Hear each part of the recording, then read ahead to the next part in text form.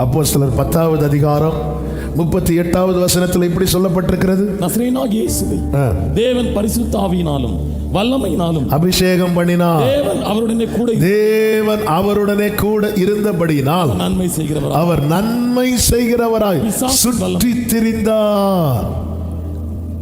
தேவன் அவரோடு இருந்ததுனால அவர் என்ன செய்யல? தீமை செய்யல. இதான் சாட்சியை காத்துக்கொள்ளுதல். வாக்கினாலோ நோக்கினாலோ செய்கையினாலோ பிறருக்கு தீமை செய்யாமல் ஒருவன் வாழ்கிறான் என்றால் அவன் என்ன வெளிப்படுத்துறான் தெரியுமா? கர்த்தர் என்னோடு இருக்கிறார். இந்த காலை வேளையில் எத்தனை பேருக்கு சொல்ல முடியும் ஆண்டவர் என்னோடு இருக்கிறார்? அத ஆண்டவர் நம்மோடு இருக்கிறார் என்றால் நம்ம என்ன செய்கிறவர்களா சுற்றி தெரியணுமா? என்ன செய்யக்கூடாது? தீமை செய்யக்கூடாது. ஏன் தீமை செய்யக்கூடாது? தீமை அவரிடத்தில் சேருவது இல்லை. தேவன் என்னோடு இருப்பதை என் கிரியைகள் தான் மற்றவர்களுக்கு வெளிப்படுத்தும். என் வார்த்தை நம்ம சொல்லுவோம் கர்த்தர் என் கூட இருக்கிற, எல்லாரும் நம்பணும் கிடையாது, நாமே நம்ப மாட்டோம் நம்ம சொல்றத. ஆனா என் கிரியைகள் வெளிப்படுத்தும்.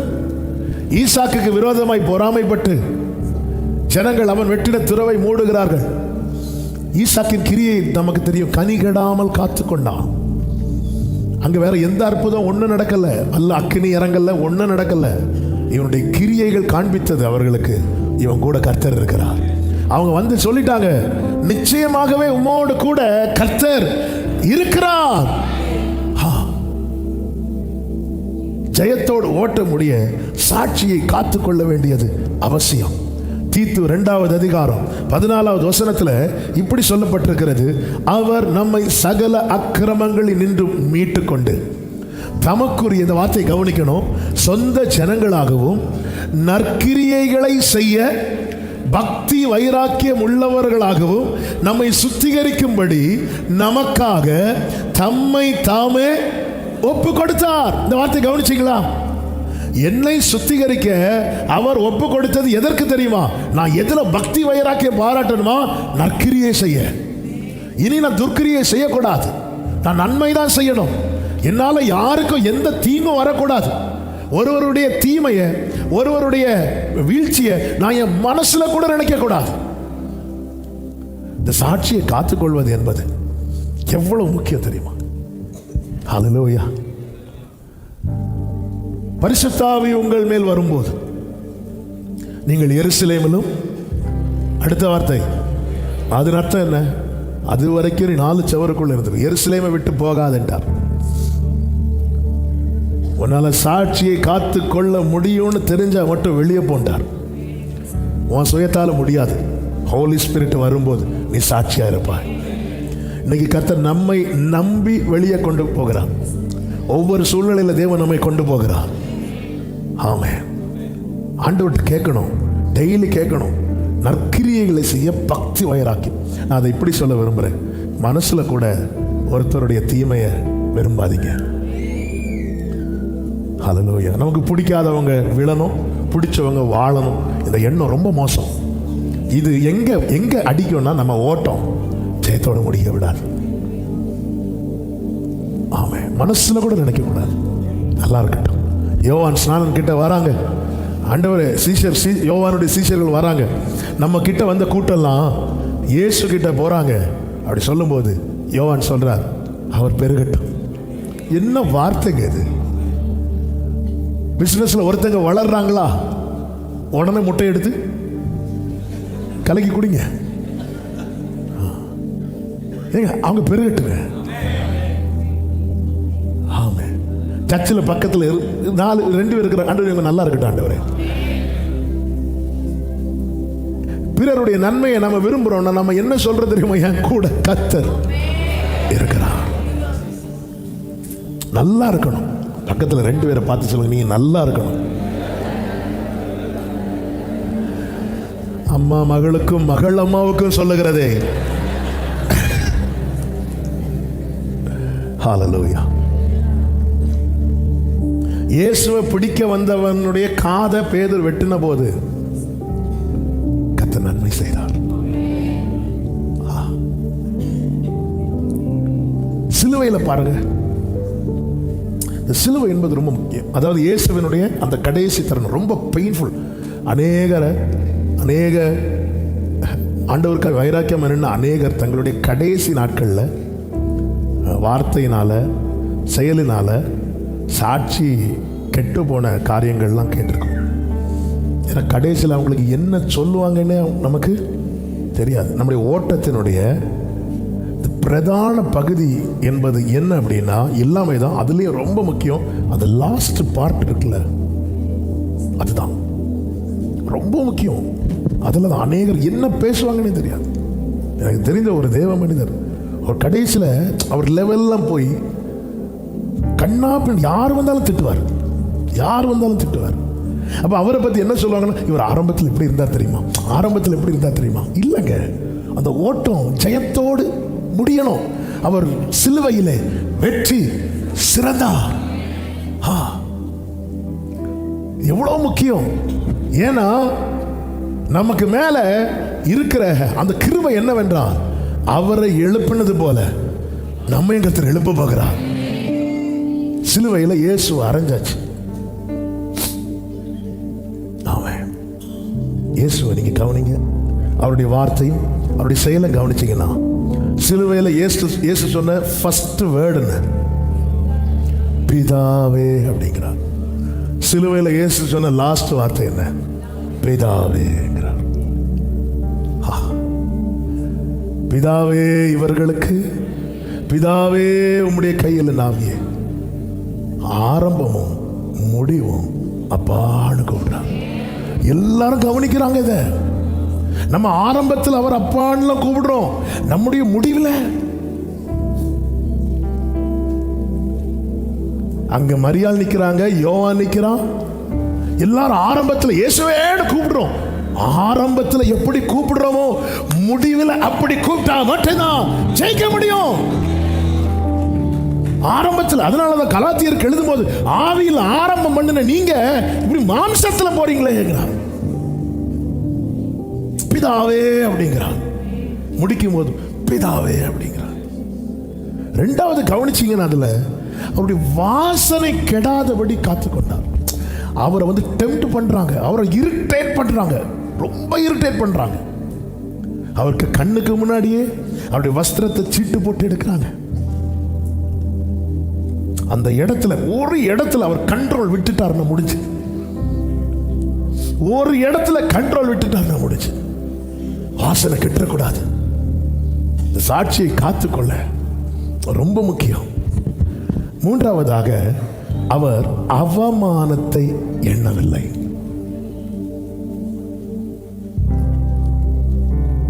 இந்த அவமானத்தை மட்டும் அவர் நினைச்சிட்டாருன்னு வைங்களா, எப்படி இருக்கும்? அவர் முகத்தில் துப்புனாங்கல்ல, அதை மட்டும் அவர் திரும்ப திரும்ப நினைச்சாருன்னா, அந்த இடத்துல அவர் என்ன வார்த்தை விட்டுருப்பாருன்னே தெரியாது. எலிசாக்கு 2 மடங்கு வரம் கிடைச்சிட்டு வராரு. வரும்போது பிள்ளைங்க எலிசாவை பார்த்து மொட்டை தலையானாங்க. இவர் கொஞ்ச நேரம் பார்த்தாரு, அவ்வளோதான். சிங்கம் வந்துச்சா கரடி வந்துச்சா? கரடி. நிறைய சால்வை நமக்கு தராதது காரணம் தான். தெரு ஃபுல்லாக கரடியாக இருக்கும். அவங்க என்ன பார்த்து முறைச்சாங்க, கரடிய வா.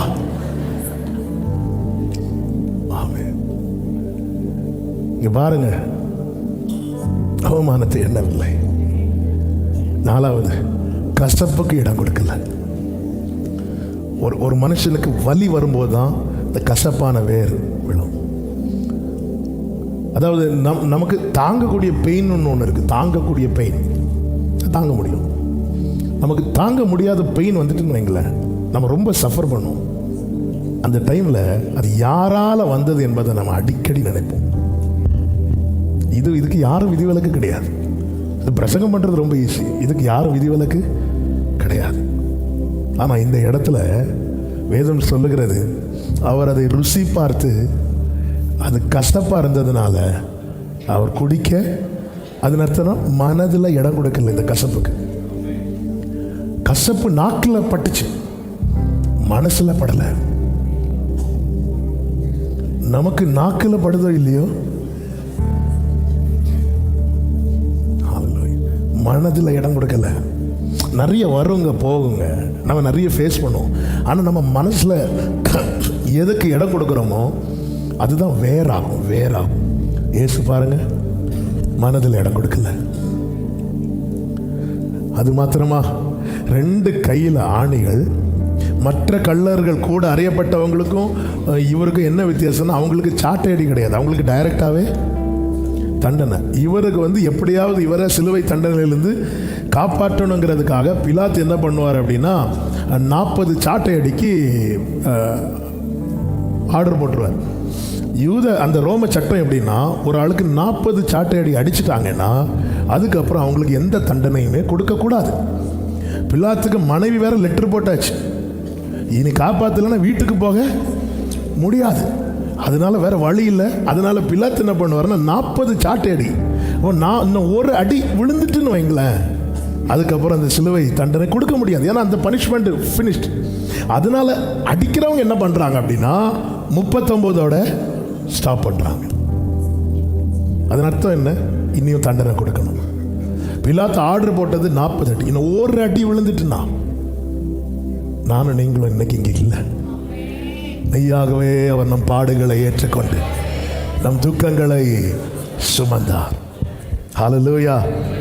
அவ்வளோ வலியில் ரத்தம்லாம் அப்படி சொட்டா வடிஞ்சிட்டே இருக்குது. அது நடுவிலையும் ஒருத்தன் ஆண்டவரேன்னு கேட்கும்போது அவனுக்கு அவர் நன்மை செய்கிறார். நானே எப்படி இருக்கேன் பாத்தியா அப்படி சொல்லலை. நம்ம எஸ்கேப் ஆகிறதுக்கு நம்ம பயன்படுத்துகிற வார்த்தையில் ஒன்று என்ன தெரியுமா?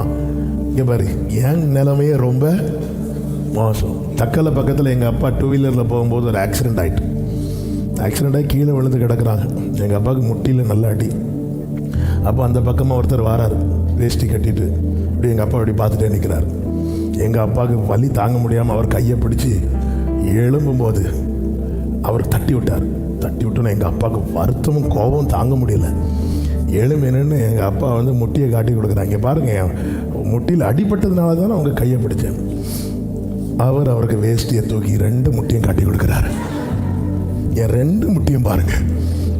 எங்கள் அப்பா சொல்லும்போது சொல்கிறாங்க, எனக்கு வேதனை மறந்து நான் சிரிச்சிட்டேன் அப்படின்னு. உங்களுக்காவது ஒரு முட்டியில் தான் அடி, எனக்கு நான் நின்று பார்க்குறேன்ல, அதுவே பெரிய விஷயம் இல்லை. நான் வந்ததே பெரிய விஷயம். ஆண்டவரே, உம்முடைய ராஜ்யத்தில் வரும்போது கையில் ஆணி கொத்தி வடிஞ்சிட்டு இருக்க அவனுக்கு ராஜ்யம் கேட்கலாம். அப்படி இல்லை, இன்று நீ என்னோட. அதாவது இதுதாங்க சாட்சி. கெட்சமனே தோட்டத்தில் பேதுருட்ட சொல்றாரு, நான் உனக்காக வேண்டிக் கொண்டேன் அப்படிங்கிறார். கடைசி வர பிதா மேல இருக்கிற நம்பிக்கையை விடல. அதுதான், உங்க கையில என் ஆவியை ஒப்படைக்கிறேன். இந்த விசுவாசத்தினுடைய உச்சம் என்ன தெரியுமா? ஒப்படைக்கிறது. என்னிடம் உள்ளதையே அந்நாள் வரையிலுமே அதை காத்திட வல்லவரே. அதாவது எல்லாரும் கவனிக்கிறாங்க அவர் என்ன பேசுறாரு. ஏலி ஏலின்னு கூப்பிடும் போது ஒருத்தன் சொல்றான், அவர் எலியாவை கூப்பிடுறாரு. வெயிட் பண்ணு, எலியா வரானா பாப்போம். சுத்தி இருக்கிறவங்க கவனிக்கிறாங்க. இப்பொழுது யோவான் 19:34 ஆகிலும் போர் சேவகரில் ஒருவன் ஈட்டியினாலே அவருடைய விலாவில் குத்தினான். உடனே இரத்தமும் தண்ணீரும் புறப்பட்டது. 35வது வசனம். அதை கண்டவன் சாட்சி கொடுக்கிறான். எதை கண்டவன்? ஈட்டியினால குத்தின போது இரத்தமும் தண்ணீரும் வந்தது. சிலர் கையில் ஆண்டவர் ஈட்டியை கொடுத்து விடுவார். அது ஒருவேளை மனைவியா இருக்கலாம். லைட்டா ஒரு குத்து. அந்த ஈட்டி மேக்சிமம் நாக்காதான் இருக்கும். லைட்டா ஒரு குத்து. நம்மளை குத்துனவங்களுக்கு ரத்தம் வரும். இதை கண்டவன் சாட்சி கொடுக்கிறான். ஏன் அவர் சிலுவையில் மரித்தார். நாம் சிலுவையில் கிறிஸ்துவுடனே கூட மரிக்கணும். இந்த ஞானஸ்நான உடன்படிக்கையில் கிறிஸ்துவுடனே கூட நம்ம என்ன பண்ணியிருக்கிறோம்னா அடக்கம் பண்ணப்பட்டிருக்கிறோம். எங்கள் அப்பா வேடிக்கையாக சொல்லுவாங்க, ஞானஸ்நானம் எடுத்ததுக்கு அப்புறம் சிலருக்கு பேச்சு ஏன் மாற மாட்டேங்குதுன்னா அவங்க முங்கும் போது வாயை மூடிட்டு தான் முங்குறாங்க, நாக்கில் என்ன படலை. ஒருத்தருக்கு ஞானஸ்நானம் கொடுக்கும்போது கையை அப்படி மேலே தூக்கிட்டே முங்கினாராம். இல்லைப்பா, மொத்த பாடியும் தண்ணிக்குள்ளே போயிட்டோம். இல்லை பாஸ்டரா, என் கையை முக்க மாட்டேன், ஏன் ஒரு ஆளுக்கு ஒரு அடி கொடுக்கணும், அதனால இந்த கையை நான் முக்க மாட்டேன். ஈட்டியால குத்தின போது அங்கிருந்து ஒரு பதிலும் இல்லை. அதை கண்டவன் சாட்சி கொடுக்கிறான். அதை கண்டவன் சாட்சி கொடுக்கிறான். ஆமா, நிறைய பார்க்கறாங்க. ஒரு விஷயத்தை நல்லா புரிஞ்சுக்கோங்க, ஜீவனுள்ள தேவனை ஆராதிக்கிறவர்களை எல்லா கண்களுமே வித்தியாசமா பார்க்கும். ஒரு பிரச்சனைன்னு வந்தா, உங்க வீட்டில் நீங்க மட்டும்தான் ஆராதிக்கிறீங்க, உங்க புருஷன் ரட்சிக்கப்படல அல்லது மனைவி ரட்சிக்கப்படல, இப்படின்னு ஒரு நிலைமை வரும்போது வீட்டில் பிரச்சனை வந்தா முதல் வார்த்தை எழுந்துருவா, நீ அப்போ எதுக்கு பைபிள் தூக்குற, நீ எதுக்கு சர்ச்சுக்கு போற, இப்படிதானே கேட்குறாங்க. ஈட்டியால குத்துறான். ஆமா, அவனுக்காகவும் கொஞ்சம் ரத்தத்தை உள்ள வச்சிருக்கிறான், நான் எடுத்துக்கோ. அதை கண்டவன் சாட்சி கொடுக்கிறான். அவர் இந்த அடிச்சு விட வச்சுட்டு போயிருக்கிறார். என்னுடைய ஆரம்பத்தில் நான் அவரை கூப்பிடுறது மேட்டர் இல்லை, என்னுடைய முடிவுலையும் நான் அவர் தான் கூப்பிடுறேன். மூணாவது ஒரு காரியத்தை சொல்லி சபிக்கிறேன், நிச்சயமான முடிவு.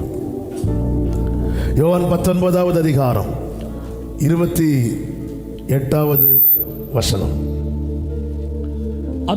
அதன் பின்பு எல்லாம் முடிந்தது என்று இயேசு அறிந்து வேத வாக்கியம் நிறைவேறத்தக்கதாக தாகமாயிருக்கிறேன். அதன் அர்த்தம் என்ன அப்படின்னா, எல்லாம் முடிய போகுது, ஓட்டம் முடிய போகுது என்பது அவருக்கு தெரிஞ்சதும் இன்னும் நான் நிறைவேற்ற வேண்டியது என்ன இருக்கிறது என்பதில் கவனம் வைக்கிறார். வேத வாக்கியம், இவரை குறித்த ஒரு வேத வாக்கியம் என்ன தெரியுமா, தாகமா இருக்கிறேன். அந்த வாக்கியம் நிறைவேறல, அதை நிறைவேற்றணும். அதை நிறைவேற்றினதுக்கு அப்புறம் 30வது வசனத்தில் சொல்லப்பட்டிருக்கிறது, இயேசு முடிந்தது என்று காடியை வாங்கின பின்பு முடிந்தது என்று சொல்லி தலையை சாய்த்து ஆவியை ஒப்பு கொடுத்தார். அதன் அர்த்தம் என்ன, எதற்காக வந்தாரோ அதை நிறைவேற்றி முடித்தார். நாள் போக போக போக இந்த உணர்வு வேணும், இந்த தெளிவு வேணும். பேதுரு சொல்லுகிறார், 2 பேதுரு 1வது அதிகாரம் 13-14 வசனங்களிலே, நம்முடைய கர்த்தராகிய இயேசு கிறிஸ்து எனக்கு அறிவித்தபடி நான் என் கூடாரத்தை விட்டு போவது சீக்கிரத்தில் நேரிடும் என்று அறிந்து இந்த கூடாரத்தில் நான் இருக்கும் அளவும் உங்களை நினைப்பூட்டி எழுப்பி விடுவது நியாயம் என்று எண்ணுகிறேன். கவனிச்சிங்களா? வயசாக வயசாக வயசாக தேவ பிள்ளைகளுடைய ஃபோக்கஸ் எதில் போகுது பார்த்தீங்களா? பலன் எல்லாம் குறையுதா, வயசாகுதுன்னு ஃபீல் ஆகுதா, ஆயுஷ் அப்படி முடிய போகுதுன்னு உணர்வு வருதா, ஃபோக்கஸ் எதில் இருக்கணும் தெரியுமா? நான் இன்னும் செய்து முடிக்க வேண்டிய காரியம் என்ன? இந்த பேதுருவை பார்த்தீங்களா, இந்த கூடாரத்தில் இருக்கிறது வரைக்கும் தான் ஏதாவது செய்ய முடியும். யாருக்கு நினைவுபடுத்துறாருன்னா, சிதறி இருக்கிற தேவ பிள்ளைகளுக்கு. ஏன் நினைவுபடுத்துறாருன்னா, இயேசு சொல்லி இருக்கிறார், நீ குணப்பட்ட பின்பு சகோதரரை ஸ்திரப்படுத்து. ஸ்தேவான் மரித்த அந்த தருணத்தில் சீஷர்கள் சிதறினார்கள். அப்படி சிதறி இருக்கிறவர்களை திடப்படுத்தும்படி எழுதினதுதான் இந்த பேதுரு 1வது நிருபம் 2வது நிருபம். ஏன் எழுதினார்? ஏற்கனவே அவனுக்கு கொடுத்த அசைன்மெண்ட் அது. இயேசு சொன்னார், இங்க பாரு, நீ குணப்பட்ட பின்பு சகோதரரை. நம்ம என்ன நினைக்கிறோம்? நான் குணமானா போதும், நான் சரியானா போதும், நான் வாழ்ந்திருந்தா போதும், என் ஆத்மா காக்கப்பட்டா போதும். நல்ல கவனமா கேளுங்க. எபேசியர்கள் நிருபம் 3வது அதிகாரம் 2வது வசனத்திலே பவுல் ஒரு வார்த்தை அழகா இப்படி சொல்லுவார். இந்த வார்த்தை எல்லாரும் கவனிங்க. உங்களுக்காக எனக்கு அளிக்கப்பட்டிருக்கிற தெய்வ கிருபைக்குரிய நியமமும். நல்லா கவனிச்சிங்களா? நமக்கு கிருபை நமக்காக தானங்க கொடுப்பார். தேவன் கொடுக்கிற கிருபையில நமக்கானதும் உண்டு, பிறருக்கானதும் உண்டு.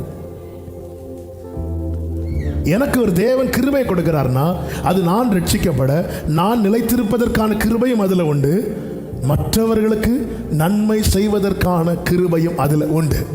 இது நான் குணப்பட்டா போதும், நான் கரெக்டாக தான் இருக்கிறேன்னா மற்றவர்களுக்காக எனக்கு ஒரு கிருபையை கொடுத்திருக்கிறார்ல, அந்த கிருபையை நான் என்ன பண்றேன்? விருதாவாக்குகிறேன்.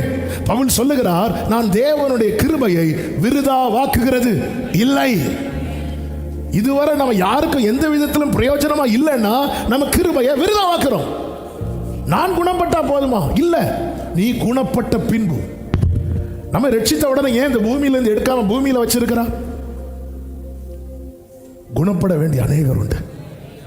இந்த கூடாரத்தில் இருக்கிறது வரைக்கும் தான் என்ன செய்யணுமோ எல்லாம் முடிந்தது என்று இயேசு அறிந்து, இனி காலம் இல்லை, நாட்கள் வேகம் போகிறது, ஆண்டவருக்காக தேவ ராஜ்யத்துக்காக ஏதாவது செய்ய வேண்டும், அதற்காக எனக்கு அந்த கிருபை கொடுக்கப்பட்டிருக்கிறது.